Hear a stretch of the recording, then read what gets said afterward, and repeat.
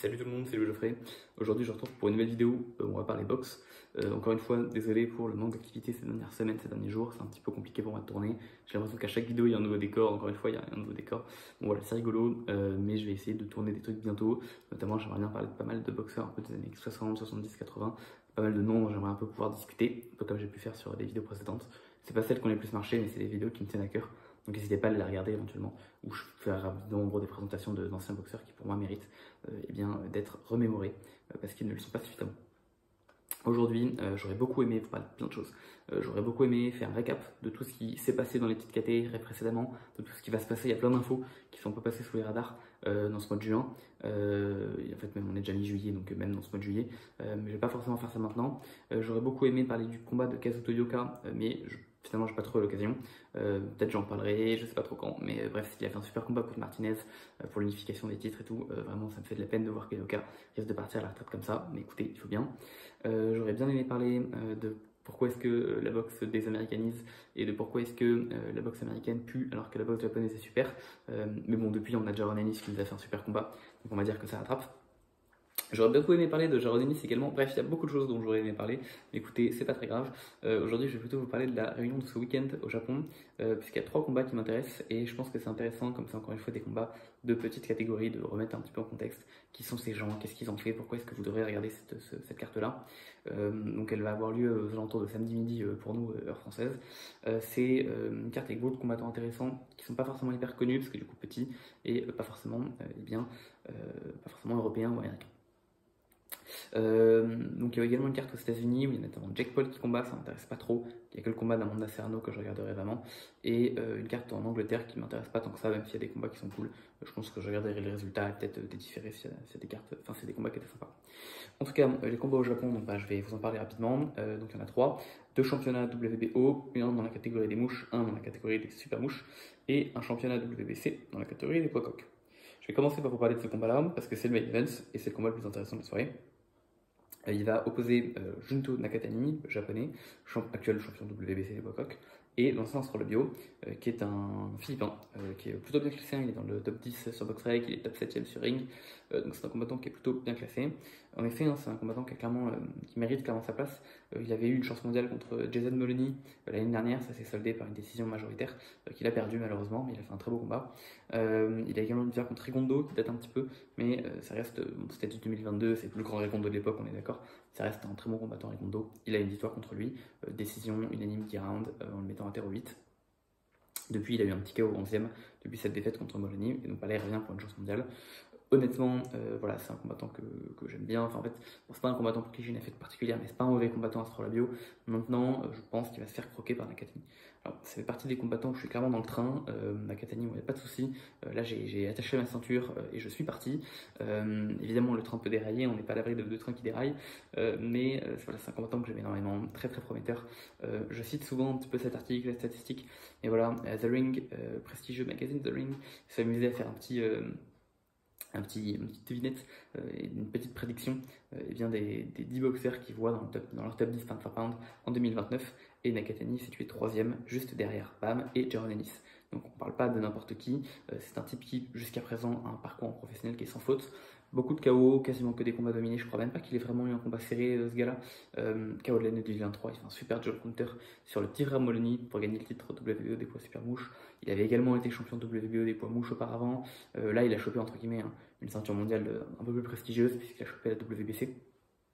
Et c'est vrai que jusqu'à présent, que ce soit en mouche ou en super mouche, il a toujours à la fois esquivé, à la fois c'est peut-être lui qu'on a esquivé aussi, mais disons qu'il a jamais vraiment pris les très grands noms de la KT, qui est souvent les autres champions, donc pas trop les champions de WBO. D'ailleurs, en fait, à chaque fois, il a chopé des titres vacants. En arrivant en poids coq, pour moi, il a fait un truc qu'il avait besoin de faire à un moment, c'est-à-dire qu'il s'est attaqué à un type qui était champion, et il a pris le top spot de la KT, donc là, c'est lui le big dog enfin. Alors, est-ce que ça veut dire qu'il a évité les noms en mouche, super mouche, ou est-ce que ça veut dire qu'on l'a évité lui? Je sais pas trop. Dans tous les cas, c'est quand même un type qui, comme on voit dans son physique, a un physique très allongé, très fin. Vraiment, on dirait qu'il n'a pas de muscles, ce mec, alors pourtant il frappe super fort et qu'il est très technique. Et donc ça m'étonnerait pas qu'il continue de grossir dans les prochaines années, parce qu'il a vraiment moyen de prendre beaucoup de muscles sur lui pour le coup. En tous les cas, voilà, c'est un combattant qui est très intéressant et c'est également sous-estimé, mais il a beaucoup de noms qu'il a accrochés, enfin essentiellement 2 noms qu'il a accrochés très tôt dans sa carrière en faisant des 6 et des 8 rounds contre d'autres japonais qui ont également fini par exploser derrière, et Nakatani les avait battus. Donc je pense à Masamichi Yabuki, qui avait remporté le titre WBC et WBA et The Ring et Lineal des Mimouches en battant Telaji par KO. Finalement, il s'est fait battre par KO lors de la revanche. Et depuis, les Nocturnes du Tadon Tachil, donc on va pas le revoir avant un petit moment, mais les deux s'étaient affrontés quand ils étaient plutôt jeunes, et c'est Nakatani qui avait gagné. Et si je ne dis pas de bêtises, il a aussi affronté Sego Yuri Akui, qui est l'actuel numéro 2 et champion WBA des poids mouches, et il l'avait également battu. Donc voilà, c'est un combattant qui avait déjà, dès le début de sa carrière, pas mal de promesses. C'est un combattant même en termes d'histoire. Alors, j'ai un peu essayé de creuser comme j'ai pu. Je parle pas japonais, donc c'est un peu compliqué pour moi de creuser. S'il y en a qui ont plus d'infos, je suis vraiment preneur. Mais de ce que j'ai capté, de ce que j'ai pu lire, Nakatani, c'est un type qui, à 15 ans, s'est barré, n'est pas allé au lycée, et est allé aux États-Unis pour aller s'entraîner dans la salle de Rudy Hernandez. Pardon, pas Rudy Hernandez, je crois. Je crois que c'est pas Rudy Hernandez. Je crois que lui, c'est un ancien entraîneur des années 70, 80, 90. En tout cas, bon, c'est un type, j'ai oublié, j'ai mangé son nom, mais qui s'appelle Hernandez, qui fait parfois, souvent, des pics, dans les fight pics de The Ring. Souvent, il y a à peu près une vingtaine de personnes qui participent, et parmi les entraîneurs, il fait partie des gens qui participent. Ce mec s'est barré tout seul, de ce que j'ai capté du Japon, pour aller s'entraîner là-bas avec lui. La motivation du type. Le mec avait 15 ans, il s'est retrouvé au States tout seul, dans un pays où il parle pas la langue, pour aller s'entraîner dans la salle d'un gros entraîneur. Donc voilà, imaginez un petit peu la détermination du gars, extrêmement talentueux, probablement le meilleur combattant qui est entraîné Hernandez jusqu'à présent, de ce que j'ai compris. Personnellement, je suis complètement dans le train de Nakatani et je m'attends à ce qu'il nous fasse des performances exceptionnelles des années à venir. Il y a beaucoup de combats qui peuvent être très cool, que ce soit avec Bam Rodriguez ou que ce soit avec Inoue dans les catégories du dessous, dans les catégories du dessus. Bref, voilà, j'aurais pour le coup préféré une unification dans la catégorie des coqs qui, forcément, il y a beaucoup de noms qui ont un peu été vidés. Enfin, disons que, vu le départ d'Inoue, il y a beaucoup de gens qui sont affrontés pour choper des titres, qui sont actuellement tous dispatchés, et globalement le top 10, c'est soit des champions, soit des gens qui ont perdu contre les champions actuels. Du coup, ça fait quand même pas mal de sens d'avoir des unifications entre champions maintenant. Astrolabio, ça reste l'un des rares noms que je suis content de voir affronter Nakatani, donc je pense qu'à part des autres champions, parmi les coqs actuels, il n'y a que Astrolabio que je trouve est une affiche pertinente. Enfin bon, dans tous les cas, j'aurais quand même préféré une unification avec un autre champion, mais bon, écoutez, que voulez-vous. Dans tous les cas, voilà, Nakatani, c'est un combattant qui est extrêmement impressionnant. Je vous invite à regarder le combat de ce week-end, ça risque de se finir par KO, ou en tout cas une démonstration de force de Nakatani, qui est un boxeur qui est hyper impressionnant. En même temps, on va avoir la défense du titre de Kosei Tanaka pour le titre WBO des poids super mouches dans la catégorie du dessous. Donc Kosei Tanaka, c'est un boxeur qui est un peu sous les radars. En fait, c'est vraiment triste parce que ce gars-là, quand vous regardez, il a plein de... Alors déjà, en termes d'histoire, pareil, sympa. C'est un type qui s'est fait apprendre la boxe par son père, qui a eu des soucis de santé, notamment quand sa jambe, quand il était jeune, ça l'a pas empêché de gagner pas mal de tournois nationaux. Et c'est un type qui a commencé en poids paille. Et en gros, si je dis pas de bêtises, il a commencé en 2015, à passer professionnel très jeune. Et tout début de sa carrière, on le comparait beaucoup à Inoue, donc en 2015-2016. Parce qu'Inoue aussi, c'était le petit mec qui passait en mi-mouche à l'époque, Inoue il était. Et du coup, les deux comparaient beaucoup Inoue et Kosei Tanaka comme les deux grosses stars amateurs japonaises qui passent pro, qui chopent très vite des titres professionnels et qui très vite commencent à amasser des titres dans différentes catégories. Parce que très vite, Kosei Tanaka est passé en mi-mouche et très vite, Inoue est passé en super mouche. Très vite. Et du coup, sur les débuts de carrière, vraiment en 2017, les gens comparaient Tanaka à Inoue. C'est marrant parce que du coup, il y en a un qui s'est envolé, qui est devenu la star du Panther Pound, la star du Japon, et l'autre qui est vraiment resté sous les radars. Pourtant, Tanaka, il a plein de records qui sont hyper cool. C'est le japonais qui est devenu le plus rapidement champion du monde en 5 combats. C'est le japonais qui est devenu le plus rapidement champion du monde dans 3 catégories différentes. En 12 combats, il était champion dans 3 catégories. Et d'ailleurs, c'est un record mondial. Il n'y a que Lomachenko qui l'a égalisé. Donc techniquement, c'est Lomachenko qui a chopé le record en premier. Mais si vous regardez parmi les gens qui sont devenus champions dans 3 catégories différentes, Tanaka et Lomachenko sont à égalité le plus rapidement possible en 12 combats. C'est un type qui en fait n'a subi qu'un petit gravier sur son chemin. En 2020, il s'attaque à Kazuto Yoka, qui était à l'époque champion WBO de la catégorie des super mouches, et Kazuto Yoka a arrêté Tanaka par un TKO au 12e round. Au 8e, pardon. Le combat était super, c'était pendant le Covid et tout, donc c'est un combat qui est un peu passé sous les radars, mais le combat était vraiment fantastique, je vous invite à le regarder. À l'époque, Tanaka était très jeune, Yoka était un peu plus expérimenté dans sa force de l'âge. Depuis, Yoka a un peu diminué, Tanaka a continué de grandir. Le truc, c'est que derrière, ça a mis un gros frein à la carrière de Tanaka, parce qu'il avait jusqu'à présent une carrière sans faute, où il avait capturé les titres WBO des poids paille, mi-mouche et mouche, donc il avait un sans faute. Et c'est vrai que ce frein, on va dire que cet arrêt contre Yoka a posé pas mal de soucis dans sa carrière. Le truc, c'est qu'en plus, avec le Covid, il a eu du mal à rebondir. Il a eu une décision partagée contre Sho Ishida, qu'il a gagné. Sho Ishida qui a combattu contre Takuma Inoue en sous-carte de son grand frère il n'y a pas longtemps. et qui a fait un combat, bon, il s'est quand même globalement fait éclater, à part... non, je crois qu'il y a eu un... Je sais même plus s'il y a eu un knockdown furtif au premier round. Oui, il y a eu un knockdown au premier round. À part ça, bon, Takuma a clairement dominé le combat. Donc ce gars-là avait également fait une décision partagée contre Tanaka, où Tanaka avait gagné. Donc retour un peu plus compliqué, mais là, ça y est, il est reparti sur ses rails. Il a pu remporter le championnat WBO des poids super mouche contre Bakasewa, qui honnêtement était plus là. Enfin, je trouve que c'était un combattant qui était moins légitime à la ceinture que Tanaka. Tanaka a remporté cette ceinture. Donc c'était le 24 février également en sous-carte de Nakatani et de Takuma Inoue cette année. Donc vous voyez qu'on retrouve toujours les mêmes combattants, c'est les stars japonaises. C'est clairement un combattant qui est sous les radars. Je pense que personne ne le connaît, et pourtant il est vraiment très bon. Alors du coup, voilà, c'est un peu difficile de juger son niveau à cause de la défaite qu'il a eue, parce qu'il a eu un retour un peu compliqué. Mais c'est un type, on en parlait vraiment comme l'égal d'Inoue il n'y a pas si longtemps, enfin il y a quelques années quoi. Bon, je suis clairement pas en train de dire qu'il a son talent, ou en tout cas qu'il a ses capacités. Hein. Il y a eu un sparring entre les deux, et qui est filmé d'ailleurs, qu'on peut trouver sur YouTube, où globalement il s'est éclaté, ce qui montre qu'Inoue est quand même dans son propre monde. Mais voilà, ça reste un combattant qui est très intéressant à suivre. Un type qui s'est également fait entraîner par son père comme Inoue. Enfin bref, les deux ont plein de similitudes. Et le style de Tanaka, personnellement, j'adore. C'est l'un, j'ai l'impression, des rares types japonais qui a tendance à baisser ses mains. C'est rare les japonais qui combattent vraiment avec une main basse et presque avec un shoulder roll. Moi j'aime beaucoup. Voilà, j'ai été très impressionné quand je l'ai vu combattre cette année. Et c'est un combattant que j'apprécie beaucoup. Donc voilà, suivez-le, c'est peut-être un type qui peut nous proposer des affiches intéressantes, notamment parce qu'actuellement Super Mouche, voilà, ça continue de délivrer plein d'affiches super cool. On a eu Bam qui a combattu il n'y a pas longtemps, c'était génial. On a eu Martinez Yuka qui a combattu il n'y a pas longtemps, c'était génial. Dans pas longtemps, on peut avoir du coup probablement Tanaka qui pourra affronter ces gars-là. Son adversaire, j'ai mangé son nom. Ah oui, pareil, je dis ça, mais Tanaka il a affronté plein de gens cool. Hein. Il a affronté Jonathan Gonzalez, qui est actuellement champion de WBO des mouches, qu'il a battu. Il avait affronté Ryuguchi Taguchi en point mouche aussi. Donc c'est un type qui a vraiment du nom sous sa ceinture. Bref, c'est pas un mauvais combattant du tout, juste il passe un peu sous les radars. Et je pense que cette défaite contre Yoka a vraiment mis un gros stop à sa carrière. J'ai mangé le nom de l'adversaire qu'il affronte, mais même si c'est un bon gars, honnêtement je pense que Tanaka est favori. Et enfin, on a le dernier combat de la soirée qui est donc un championnat. Enfin, il y a d'autres combats dans la soirée, mais le dernier combat qui m'intéresse, c'est donc un championnat WBO des poids mouches. En gros, ce qui se passe, c'est qu'en mouche, quasiment toutes les ceintures sont vacantes parce que on a Bam qui monte et donc a libéré ses ceintures IBF et WBO, et on a Julio César Martinez qui monte puis qui s'est fait choper pour dopage. Donc la ceinture WBC est vacante. Il y a déjà des championnats pour les WBO et la IBF qui ont été remis en jeu. Donc, typiquement, la WBO est remise en jeu ce week-end.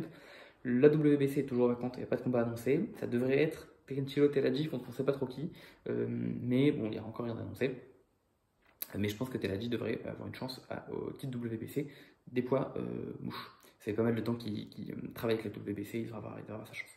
Parce que du coup, Kenshiro Teraji monte, voilà, pareil, c'est passé sous les radars, écoutez, que voulez-vous. Ce combat, donc, il va s'opposer un japonais, donc si je ne dis pas de bêtises, il s'appelle Riku Kano, et Anthony Olascoga.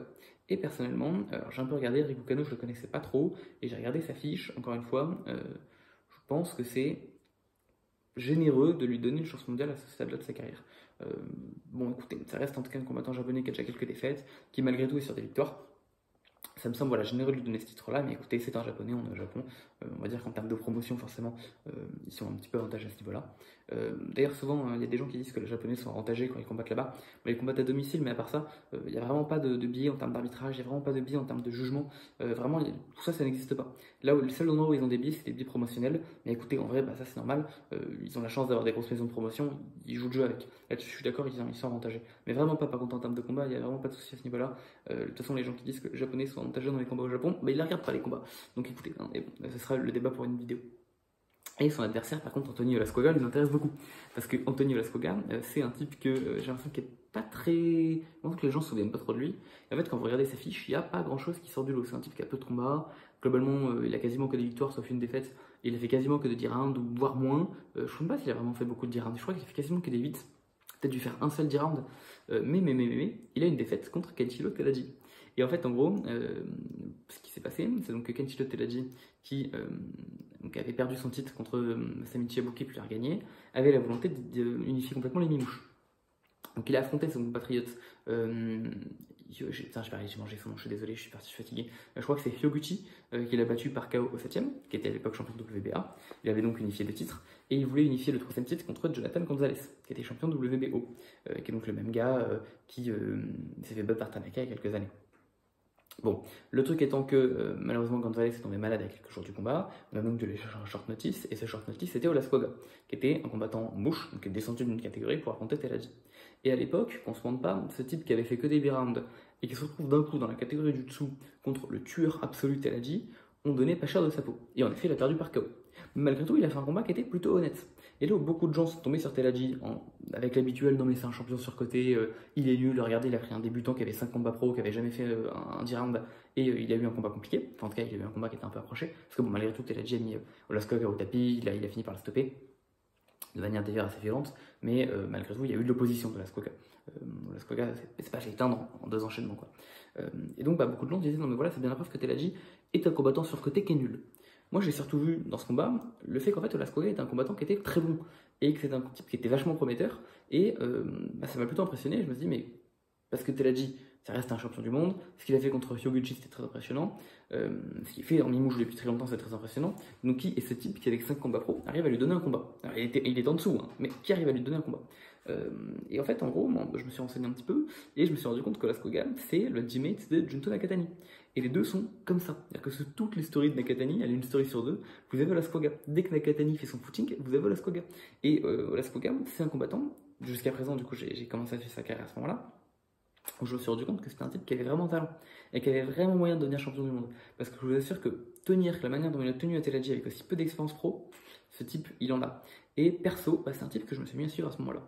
Alors depuis, il a qu'un seul combat, c'est une victoire, et donc il a enfin sa chance mondiale pour le titre WBO des poids mouches. Alors il profite un petit peu du fait que la catégorie soit ultra ouverte pour avoir sa chance mondiale maintenant. Il y aurait toujours Bam, il y aurait toujours Martinez. Je pense qu'il n'aurait pas sa chance mondiale et qu'il aurait probablement aucune chance contre les deux. Parce que ça reste des combattants qui sont quand même beaucoup plus aboutis qu'Olascoga. Mais voilà, c'est un type qui a surveillé. Moi, je m'attends à ce qu'il prenne le titre ici. Donc, encore une fois, je considère qu'il va être favori dans ce combat-là. Ça reste un combattant qui, je pense, a vraiment moyen de faire des très grandes choses. Il faut vraiment le voir comme le buddy de Nakatani. Et voilà, c'est son petit frère, quoi, son petit protégé. Donc, je pense qu'il a vraiment de quoi faire. Donc, écoutez, c'est les combats qui m'intéressent un petit peu. J'espère vous donner un petit peu des clés de compréhension sur tout ça. Est-ce que j'ai vraiment d'autres trucs à dire? Ouais, j'aurais bien aimé parler du combat d'Yoka quand même. Peut-être je reviens très très vite fait là-dessus en fin de vidéo, même si c'est pas vraiment le propos de tout ça. Mais du coup, voilà, Cass de Yoka qui a fait un super combat contre Martinez, Fernando Martinez, combat qui perd, combat qui était super, combat qui perd logiquement, hein, sur ma carte, j'avais Martinez devant. Ça me fait de la peine de voir Yoka qui perd comme ça. C'est un combattant que j'apprécie beaucoup, Cass de Yoka, qui est pareil, passé sous les radars en permanence. Le type, les gars, premier champion dans 4 catégories du Japon. Le mec, il a toujours tenu ses trucs, toutes les défaites qu'il a eues. Je crois qu'il n'y avait que 2 décisions partagées avant celle-là. C'est un combattant qui a été sérieux. Enfin, vraiment, c'est un type. Regardez son Insta, c'est juste fantastique. J'adore l'Insta de. Alors, il passe beaucoup de jours de la bouffe, mais ça se voit. Puis, enfin, ok. Il y a combien de combattants ouais, ils font la promotion de leur combat sur Insta, ils perdent. Plus jamais vous entendez parler d'eux. Lui, Tanaka, il n'y a pas de souci, les gars. Pardon, Tanaka, Yoka, il n'y a pas de souci. Il a mis des stories, il s'est excusé, il a fait un post où il s'est excusé, il a dit qu'il a fait de son mieux, qu'il regrette d'avoir inquiété sa famille. Enfin, vraiment, le mec a l'air d'être une crème ultime. Donc, non, vraiment, Yoka, ça me fait de la peine de le voir partir comme ça. En vrai, j'espère qu'il prenne sa retraite. Il est déjà un peu vieux. Ça fait longtemps qu'il combat. Mais voilà, et je trouve ça dommage que ce soit un combattant qui soit passé sous les radars à ce point. C'est un type, je sais même pas s'il est déjà rentré dans le top 10 pound for pound de The Ring. Je crois qu'il est rentré vite fait une fois ou deux à la 10e place sans se faire virer. C'est un type qui a stagné, j'ai l'impression, toute sa carrière en 13e place. C'est dommage, c'est un combattant qui est vraiment super. Et voilà, il est oublié. J'aurais bien aimé qu'il gagne contre Martinez, hein, j'étais pro Yoka. Mais en vrai, Martinez a fait un super combat. J'ai hâte de voir une unification Martinez-Bam ou Martinez-Tanaka. J'ai hâte de voir tout ça.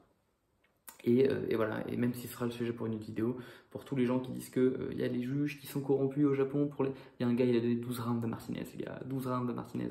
Et je veux dire, oui, Martinez a gagné, oui, mais me faites pas croire que Yoka il prend pas un round de genre, et un juge qui a vu 12-0, même The Ring, ils ont trouvé que c'était scandaleux.